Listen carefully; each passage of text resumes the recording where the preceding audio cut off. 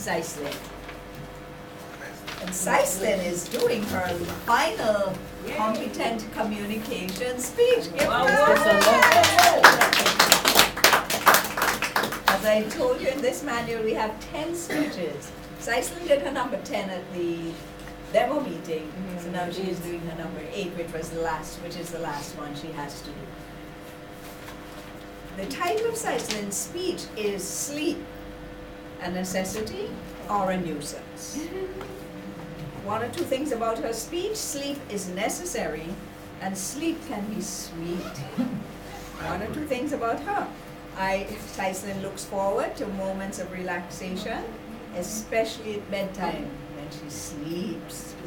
Right, one thing about her or you as it relates to your speech: I love to sleep, Ciclyn says. However, I am mindful that time is precious, so I try to maximize every waking moment. Let's welcome Toastmaster Ciclyn doing her final competent communication speech. Sleep, a necessity or a nuisance. Thank you, Madam Toastmaster.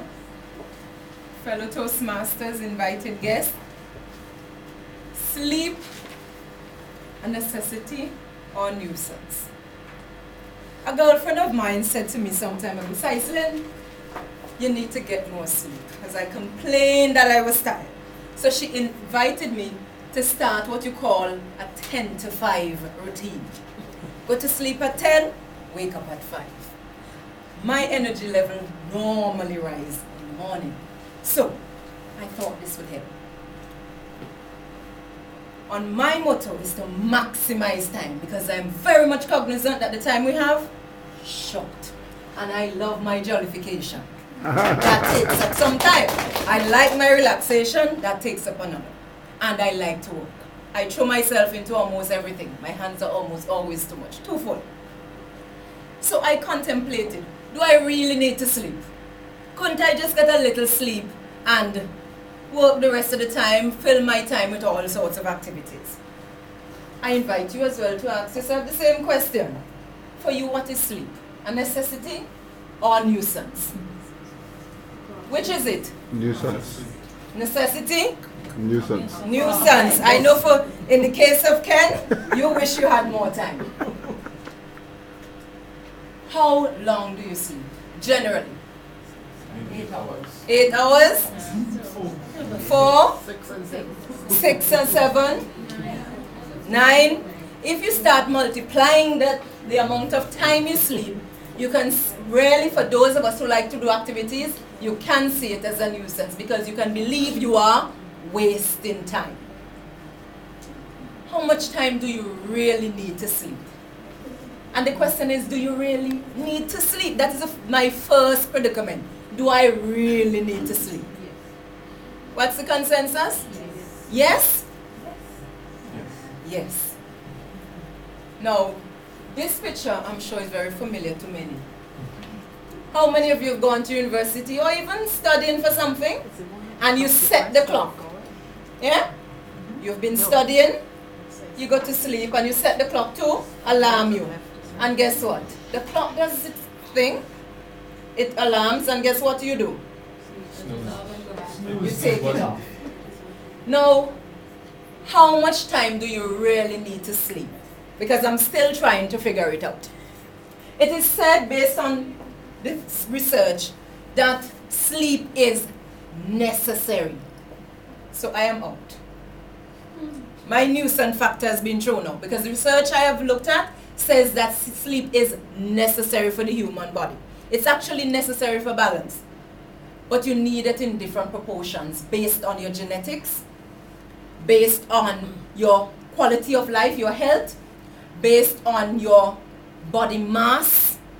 There's quite a number of things as you research that determines how much sleep you require as a person. So while I might do well and function well on 5 hours, I think Brother Azri needs his full 8 hours, or he will not be looking well in the morning.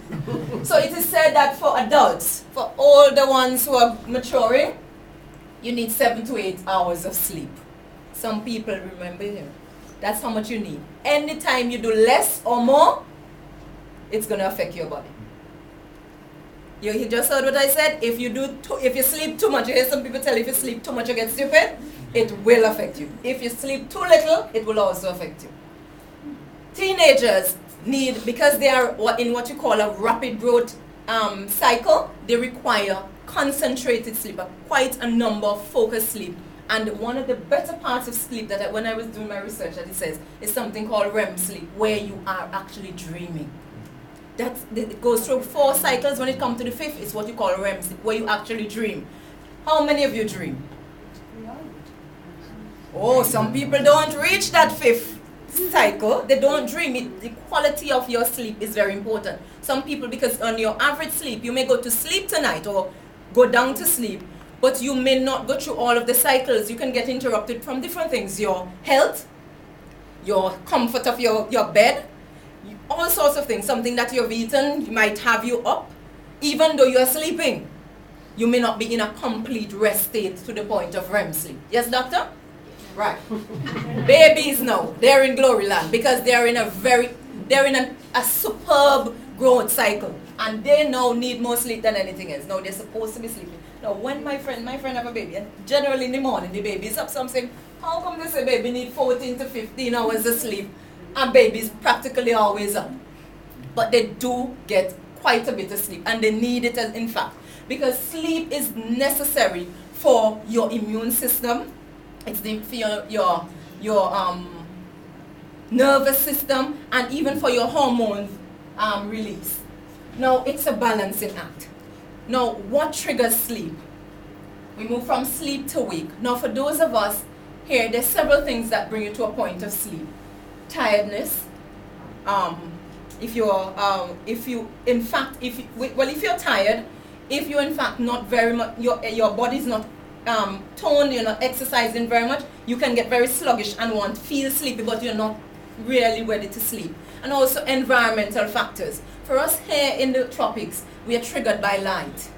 So when we see darkness, after a time our body go down to sleep. Now for those people in Greenland, they have 6 months of light, 6 months of darkness. They're not triggered, their bodies, their environmental trigger is not light. They're not triggered by light. So you go from sleep to wake. Now why sleep? It says because you need to restore your body. It's actually a moment of rejuvenation. It says it's a time where your body repairs itself, where hormones, especially growth hormones, is released, and also where you build. Quite a bit of building. It's a moment of building. The scientists, based on the research I've done, says there's not definitive answers in terms of why we need to sleep. But what they have found is when you don't get enough sleep, what happens. So they use the reverse to understand why you need it. Yeah?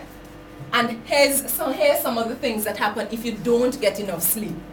It says that it affects your thinking. How many of you go to sleep and you only get maybe those who have studied, or you pull a whole night of just going without sleep, and maybe get an hour sleep. In the morning you start doing like what Rondell is doing here, yawning. You can't think properly. It may be difficult to wake up. You get very sluggish, don't want to get out of bed.